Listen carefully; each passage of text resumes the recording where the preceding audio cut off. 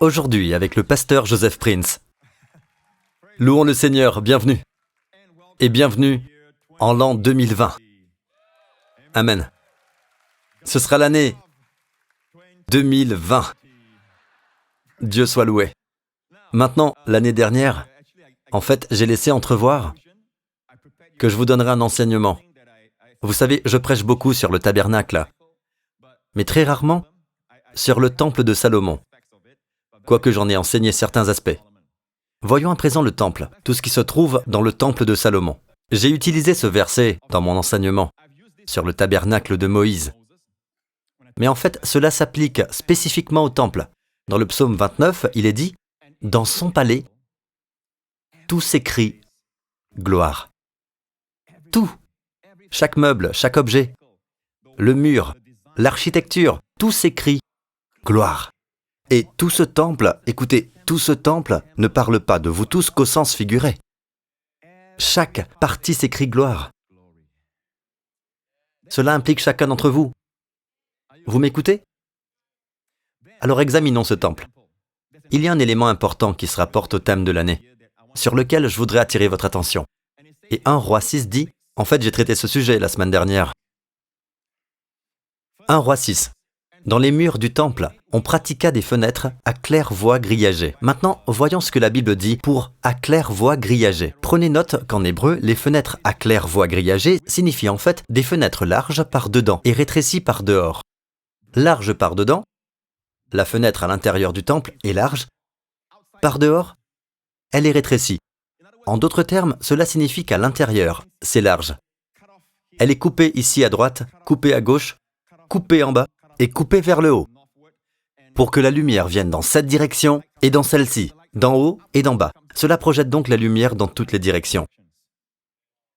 Donc la toute première chose que nous devons avoir pour cette année, c'est qu'en entrant dans sa parole, nous recevons la lumière. Ne dépendons pas de la lumière naturelle. Ne continuez pas à chercher la lumière naturelle sur Facebook, à apprendre comment mieux manger, comment mieux faire des exercices, et chercher la dernière nouveauté, la dernière innovation. Et après un certain temps, cette dernière nouveauté est révolue. On prône le sans gluten, puis c'est du blé dont nous avons besoin. Tantôt plus de graisse, tantôt il nous faut de la graisse pour notre cerveau. Sinon c'est le dysfonctionnement du cerveau. Et vous aurez des problèmes de démence, et d'autres maladies encore. Et maintenant, dites-moi combien, comment? Le Seigneur vous guidera. Ainsi, après les fenêtres à claire-voie, il poursuit. Il construisit contre le mur du temple. Remarquez que, montrez-leur à nouveau l'image du temple. Il construisit contre le mur du temple des étages. Remarquez le bâtiment inférieur à gauche et à droite du temple. Ce sont des chambres sur 3 étages. D'accord? Revenons au verset. D'accord? Il construisit contre le mur du temple des étages circulaires qui faisaient le tour des murs du temple, du lieu saint et du sanctuaire. Il fit des chambres latérales tout autour. Descendez. L'étage inférieur, ou l'étage d'en bas. 3 étages, c'est ça? L'étage inférieur était large de 2,5 mètres. Large de 2,5 mètres, dites 2,5 mètres. Celui du milieu de 3. Ça commence à s'élargir. Et le troisième, de 3,5. Remarquez, 2,5, 3, 3,5. Plus on monte, plus on va vers un endroit plus élargi, plus vaste. C'est ce que Dieu a pour vous en 2020. J'en ai parlé un peu la dernière fois, n'est-ce pas? Et c'est ce que Dieu m'a montré en premier. Amen. Il m'a montré les vérités. Ici, au sujet du temple, il dit qu'il veut nous amener à un endroit plus grand, plus vaste. Bon, ça ne nous dit pas pour autant quel sera le thème de cette année. Ça s'est arrivé bien plus tard. Et alors je me suis dit, l'année de l'espace élargi, ça ne sonne pas très bien. D'accord? Et puis, il m'a montré le secret pour entrer dans cet endroit. Et il poursuit en disant, lorsqu'on construisit le temple, on se servit de pierres toutes taillées. On n'entendit ni marteau, ni hache, ni aucun instrument en fer. Nous en avons parlé la dernière fois. Verset 8. L'entrée des chambres de l'étage inférieur se trouvait sur le côté droit du temple. D'accord? L'entrée des chambres de l'étage inférieur. Regardez à nouveau l'image du temple. Vous voyez la porte sur le côté? Derrière ce bassin d'eau en bronze, il y a une entrée. L'entrée se trouve sur le côté droit, côté sud. C'est l'est. Le temple fait toujours face à l'est. Il y a donc le côté sud. Ainsi tout autour, au sud, au nord et à l'ouest, derrière le Saint des Saints, se trouvent des chambres. Mais dans la pratique, comment ils montaient? Ici, il est écrit, l'entrée des chambres de l'étage inférieur se trouvait sur le côté droit du temple. On montait à l'étage du milieu par un escalier tournant. Et de l'étage du milieu au 3e. Ainsi, ils sont montés par un escalier tournant. D'accord? Donc là, vous voyez le temple de l'extérieur. Et quand vous entrez dans le temple, vous voyez ça. Bon, entrons dans le temple. Vous voyez le premier étage. Et le premier étage est...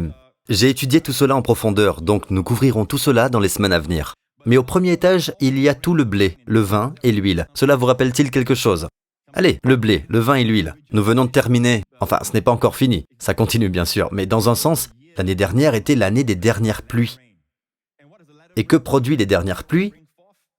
Le blé, le vin et l'huile. Et l'année dernière, nous avons mis l'accent sur le blé et le vin. D'accord? Oh oui, nous en avons beaucoup parlé l'an dernier. Et nous avons aussi vu la pluie physique à Singapour, parce que c'est un thème pour cette église. Amen. C'est un thème pour ce ministère. Alléluia. Et nous voyons le blé, le vin et l'huile, l'onction du Saint-Esprit. Mais après cela, que se passe-t-il? Maintenant, c'est le temps de stockage. Il s'agit des richesses de blé, de vin et d'huile, le tout réuni en un seul endroit. Où se trouvent-elles? Dans ce lieu. C'est l'endroit où elles sont conservées. Et les dîmes y sont également conservées. La dîme des dîmes. D'accord? Deuxième étage. Au fait, vous montez par un... Qu'est-ce que c'est? Un escalier tournant. Bien, regardez l'escalier tournant. D'accord? Vous entrez dans l'escalier tournant. D'accord? Vous faites le tour par un escalier tournant jusqu'au deuxième étage. Et le deuxième étage est un lieu de repos, où dorment les prêtres et les lévites. Amen. Vous trouverez dans Néhémie qui nous dit que les dîmes, après avoir été apportées dans les chambres, où les prêtres et les portiers sont des huissiers à cette époque, et les lévites et les chanteurs sont là. Ils vivent tous autour des chambres. Et cela parle d'un repos plus profond pour le peuple de Dieu. Dieu veut que vous alliez plus haut. Amen. Remerciez Dieu pour le pain et le vin, mais il veut vous faire monter plus haut. Vous m'écoutez? Vers un lieu d'un plus profond repos. Et le lit et tout cela est pour le repos de notre corps naturel, ainsi que pour notre santé. Une meilleure santé, une santé plus profonde cette année. Et comment y arriver, Pasteur Prince? Tout d'abord, recevez la lumière. Soyez dans un endroit où vous pouvez recevoir la lumière. À la maison, amen. Écoutez les messages, parce que Dieu utilise des gens. N'oubliez pas, vous pouvez également lire votre Bible. Mais écoutez aussi les personnes que Dieu a suscitées dans votre vie. Si je ne parle pas dans votre vie, trouvez quelqu'un d'autre qui parlera dans votre vie de la parole de Dieu, de la Bible. D'accord? Louons Dieu. C'est donc le lieu de repos. Vous montez au troisième étage. Maintenant, le troisième étage est formidable. Mais avant, regardons à 2 Chroniques. D'accord, remarquez. Et le poids des clous en or était de près de 600 grammes. C'est beaucoup d'or. Il couvrit aussi d'or les chambres à l'étage. Affichez l'image de la salle du trésor, d'accord? C'est la salle du trésor. Et plus tard, elle a été pillée, bien sûr, par le roi Nabuchodonosor et les autres. Mais ici, Dieu veut que nous sachions que tous ces éléments sont des aides visuelles concernant votre vie, surtout pour nous, en 2020. Il veut que vous vous éleviez vers un repos plus profond. Amen. Maintenant, nous venons de voir tout cet or. Certains d'entre vous penseront, « Oh, Dieu m'amènera à la prospérité. » Et votre idée de la prospérité n'est que de l'or, des dollars et des actions et tout ça. Maintenant, je ne dis pas que Dieu ne peut pas vous bénir dans tous ces domaines. Nous savons que Dieu peut. Amen. Mais quand je vois toutes ces choses, je vois la gloire. Je vois des trésors dans le fait de le connaître. C'est en lui, en Christ, que sont cachés tous les trésors de la sagesse et de la connaissance. Amen. La Bible dit « acquiert la sagesse ». Salomon, le fils de David, qui a construit ce temple, dit « acquiert la sagesse », car le bénéfice qu'elle procure est préférable à celui de l'argent et l'or. Sachez que la sagesse vous donnera 5 vertus. Dans sa main droite, il y a longueur de jour. La longueur des jours se rapporte à la santé et une longue vie. Dans sa main gauche, richesse et gloire. Il y a la richesse et la gloire, mais la pauvreté n'y est pas. La richesse et la gloire sont présentes, ainsi que la sagesse. Et puis il est dit « ses voies sont belles, et tous ses sentiers sont paix, shalom ». Ainsi la sagesse vous donne 5 vertus. C'est quoi? Longue vie, richesse, gloire, beauté et paix. Écoutez, c'est tout ce dont vous avez besoin. Mais ne fixez votre regard ni sur la longueur des jours, ni sur la richesse et la gloire. Ayez le regard sur Jésus, la sagesse de Dieu. Amen. D'accord. L'année de l'escalier tournant. Revenez en arrière. Pourquoi riez-vous tous? D'accord. L'escalier tournant. Laissez-moi vous poser une question. Avez-vous déjà vu un escalier tournant? Un escalier en spirale, l'avez-vous déjà vu? Bien. Même aujourd'hui, nous l'avons encore. Certaines maisons l'ont. On peut encore en voir dans les bâtiments à Singapour. Ils sont toujours utilisés. Pourquoi les gens utilisent-ils des escaliers tournants ou en colimaçon? Pourquoi? Quelle est la raison? Écoutez, voici la raison. Il s'agit de gagner le maximum de hauteur dans le plus petit espace possible. En un minimum de temps. Vous avez compris? Voulez-vous que je le redise? C'est de gagner le maximum de hauteur dans le plus petit espace possible, en un minimum de temps. Lorsque vous avez un escalier en spirale qui monte, celui qui l'utilise gagne du temps, comparé à d'autres qui ont un escalier droit. Ne parlons pas de courir, d'accord? Donc, c'est pour gagner la hauteur maximale. Non, Dieu veut que vous gagniez spirituellement parlant. Cela veut dire avoir l'ascendant spirituel cette année. Il ne veut pas que le temps vous contrôle. Il veut contrôler le temps pour vous. Vous m'écoutez? Le Seigneur peut accélérer le temps. Le Seigneur peut suspendre le temps. Le Seigneur peut inverser le temps. Vous m'écoutez? L'univers est basé sur la triunité. Le temps est basé sur... Vous savez, en ce qu'il s'agit des composantes de l'univers, les scientifiques vous diront que les éléments qui composent l'univers sont le temps, et quel est l'autre? L'espace. Et les deux sont triunitaires. Il y a 3 éléments. Quels sont les 3 éléments du temps? L'avenir, le futur, le présent, le passé. Amen. Rien n'échappe au temps, sauf Dieu, qui a créé le temps. Donc Dieu est hors du temps. Dieu peut manipuler le temps pour vous cette année. Qu'en est-il des chambres? Scientifiquement, elles s'élargissent de plus en plus. Amen. Cela parle de l'espace. Écoutez, l'espace comprend la longueur, la profondeur et la hauteur. La triunité. Dieu va élargir votre espace. Vous m'écoutez? En un instant. C'est incroyable. Bon, revenons à ceci. Quel est le secret? Comment y parvenir? Que pouvons-nous faire? Que pouvons-nous faire pour l'accélérer, le processus, Pasteur Prince? Une étape à la fois. Le secret de l'escalier tournant est le suivant. Il vous amène à un endroit plus élevé, à un endroit plus élargi, à un endroit plus grand. Mais écoutez, c'est une étape à la fois, car l'escalier en spirale, vous ne pouvez pas en voir la fin. Vous ne pouvez voir que quelques pas. Obéissez à ces quelques pas. Au premier pas, le Saint-Esprit vous guidera, pas à pas. Il ne vous montrera pas tout le chemin d'un seul coup. Ta parole est une lampe à mes pieds. Elle n'éclaire pas tout le chemin. Vers la destinée, il ne le fait pas. Il ne vous montre pas votre destinée. Peut-être certains d'entre vous sont victimes de souffrances mentales et d'autres problèmes, car vous avez oublié ce que dit Jésus. Jésus dit, ne vous inquiétez pas du lendemain. Ne pensez pas à demain, ne vous inquiétez pas du lendemain, dit-il. À chaque jour suffit sa peine. En d'autres termes, vivez un jour à la fois. Mais si l'année 2020 se présente devant vous comme un défi de taille, écoutez, vivez un jour à la fois. Si vous souffrez de dépression mentale, écoutez ce que je vais vous dire. Amen.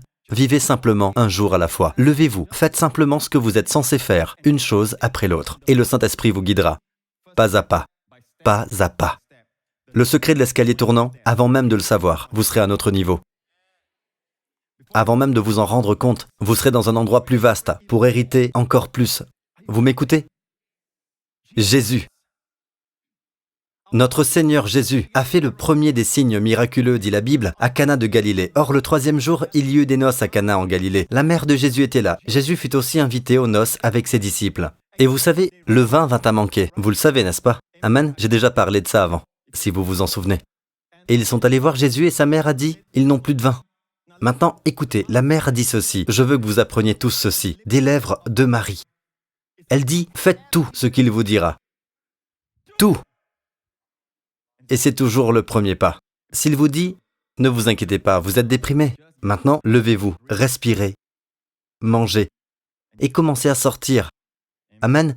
Louons le Seigneur. Maintenant, le premier miracle. Faites tout ce qu'il vous dira. Alors Jésus vit qu'il y avait 6 jarres de pierre destinées aux purifications des Juifs, contenant chacune une centaine de litres. Il leur dit, remplissez d'eau ces jarres. Ils les remplirent. Il dit, puisez maintenant et apportez-en à l'organisateur du repas. L'organisateur du repas y goûta et il dit, mon Dieu, ne sachant pas d'où venait ce vin, il appela les mariés et leur dit, en général, tout homme sert d'abord le bon vin.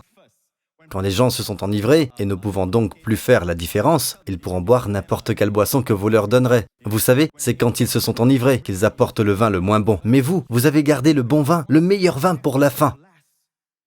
C'est étonnant. Et ce miracle, en un sens, n'a aidé personne, sauf les mariés. C'était un miracle de luxe. Amen. Mais la Bible dit autre chose dans l'évangile de Jean. Il y a 7 miracles, mais on ne les appelle pas des miracles. Seulement dans Jean, on les appelle des signes. Ce sont des miracles, mais dans Jean, il appelle cela des signes. Donc, le premier miracle, la Bible dit que, descendez, Jésus a changé l'eau en vin. Tel fut à Cana en Galilée le premier des signes miraculeux que fit Jésus. À Cana en Galilée. Amen. Êtes-vous tous avec moi jusqu'à présent? Vous me suivez? Maintenant, combien de temps faut-il? Combien de temps faut-il pour obtenir du bon vin? Planter une graine dans le sol est la première étape, n'est-ce pas? Alors combien de temps faut-il pour que la vigne produise des raisins? 2 à 3 ans. Et même plus, 3 à 4 ans. Et même là. Écoutez bien, les raisins que l'on obtient après 3 ou 4 ans ne font pas du vin de très bonne qualité. C'est ce qu'on utilise pour le vin moyen.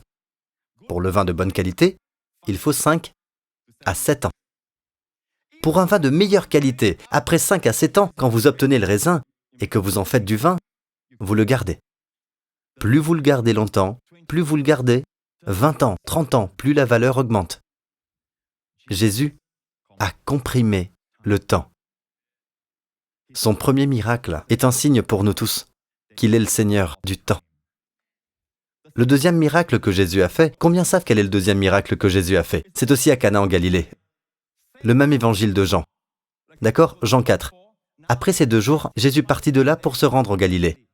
Remarquez, il a fait le miracle le 3e jour. Montrez-leur le 3e jour. Le miracle de l'eau changée en vin a eu lieu le 3e jour. Savez-vous que, spirituellement parlant, nous vivons à l'époque du 3e jour? La Bible dit qu'aux yeux du Seigneur, 1000 ans sont comme un jour. Donc, Jésus est venu il y a 2000 ans. Amen. Donc nous vivons à l'époque de 2 jours après. Nous vivons le 3e jour. Et là encore, il est dit dans ce prochain miracle, Jean 4, après ces 2 jours, Jésus partit de là pour se rendre en Galilée. Plus bas, Jésus retourna donc à Cana en Galilée, où il avait changé l'eau en vin. Il y avait à Capernaum un officier du roi dont le fils était malade. Quand il apprit que Jésus était venu de Judée en Galilée, il alla le trouver et le pria de descendre guérir son fils, car il était sur le point de mourir. Ainsi, Cana en Galilée et Capernaum, où se trouvait son fils. Il est venu jusqu'à Cana où se trouvait Jésus, pour le prier de descendre, là où se trouvait son fils, à Capernaum. Vous savez combien de kilomètres cela représente? 40,4 kilomètres, soit environ 25 000. 40,4 kilomètres, c'est environ à peu près 25 000, d'accord? Voilà quel point c'est loin. Puis Jésus dit, plus bas, « Vas-y, lui dit Jésus, ton fils vit. » Donc Jésus n'a pas eu le temps de descendre, il dit simplement « Vas-y, ton fils vit ». Cet homme crut à la parole que Jésus lui avait dite et s'en alla. Il était déjà en train de redescendre lorsque ses serviteurs vinrent à sa rencontre et lui dirent « Au fait, il est descendu le lendemain. Comment je le sais? Parce que la Bible dit que le miracle s'est produit hier. » En d'autres termes, il a fait confiance à la parole de Jésus. Il ne s'est pas précipité pour voir si son fils allait bien. Il a passé la nuit à Cana. Le lendemain, il était déjà en train de redescendre lorsque ses serviteurs vinrent à sa rencontre et lui dirent « Ton enfant vit. » Il leur demanda à quelle heure il était allé mieux. Et ils lui dirent « C'était hier, à 1h de l'après-midi, la 7e heure. » Plus bas, le père reconnut que c'était à cette heure-là que Jésus lui avait dit « Ton fils vit. » Alors il crut, lui et toute sa famille. Jésus fit ce deuxième signe miraculeux. Au fait, il y a 7 signes miraculeux dans l'évangile de Jean. Jésus a fait encore beaucoup d'autres miracles. Si on les écrivait en détail, Jésus dit que les livres ne pourront pas les contenir. Mais il y a 7 signes miraculeux pour nous apprendre quelque chose. Après cela, il ne dit plus c'est le 3e ou le 4e ou le 5e signe miraculeux, seulement ces 2 premiers. Il y a une histoire d'un livre apocryphe qui relate que quand Jésus était enfant, il vit un oiseau avec une aile cassée. Il le toucha et l'oiseau s'envola, étant guéri. Non, ce n'est pas vrai. Jésus n'a fait de miracle qu'après avoir été oint du Saint-Esprit. Et son premier miracle fut de changer l'eau en vin, pour montrer qu'il est le Seigneur du temps. Et celui-ci, il est le Seigneur de l'espace. Scientifiquement, il est le Seigneur du temps et de l'espace. L'espace existe en toutes choses, et tout trouve son existence dans l'espace. Sauf Dieu, il est hors de l'espace. Cette année, il peut donc manipuler l'espace pour vous. Amen. Il est le Seigneur du temps et de l'espace. Asseyez-vous confortablement. et regardez.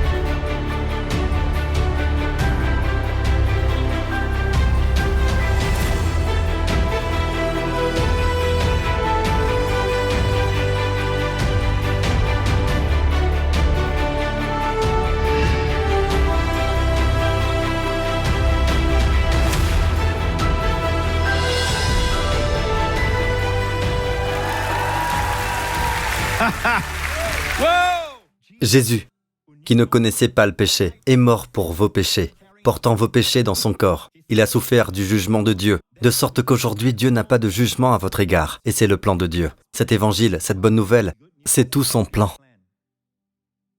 Pour qu'il puisse vous appeler des ténèbres à sa merveilleuse lumière.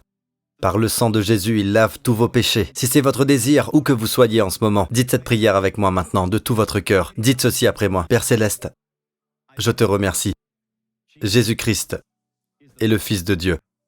Il est mort sur la croix pour mes péchés. Je te rends grâce que le jugement et la punition que je méritais sont tombés sur lui et il a tout accompli dans son propre corps. Je te remercie. Je reçois la justice de Jésus pour pouvoir me tenir devant toi. Et tout ce qu'il mérite, même pour cette année à venir, Seigneur. Toutes les bénédictions, toutes les bonnes choses, toutes les faveurs coulent sur moi. Merci Père, Jésus-Christ est mon Seigneur. Et merci de l'avoir ressuscité d'entre les morts. Il est vivant. Au nom de Jésus, tout le peuple dit Amen. Félicitations. Si vous avez fait cette prière à l'instant, vous êtes né de nouveau. Vous êtes maintenant un enfant de Dieu. Tenez-vous debout. Souvenez-vous de ceci. Continuez à venir et voyez le miracle de Dieu se manifester dans votre vie 30 fois, 60 fois, 100 fois. Et ne pensez plus aux limites du temps et de l'espace. Pensez plutôt, ce sera une année de miracles dans ma vie et dans celle de ma famille. Amen. Je pense que Dieu fait quelque chose avec le temps. Et c'est parce qu'il sait que son Fils va revenir. Peut-être cette année. Amen. Peut-être cette année. Nous attendons donc avec impatience la venue du Seigneur. Levez vos mains, vous tous qui êtes dans cette salle. Amen. Que le Seigneur vous bénisse et vous garde.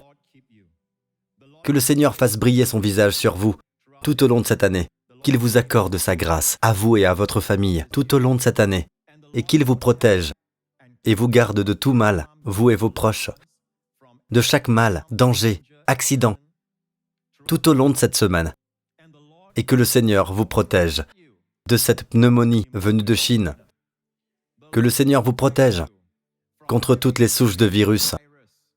Que le Seigneur vous protège de toutes les puissances des ténèbres. Que le Seigneur vous protège, vous et vos proches, tout au long de cette semaine. Au nom de Jésus. Et tout le peuple dit Amen. Amen. Amen. Que Dieu vous bénisse. Nous nous reverrons.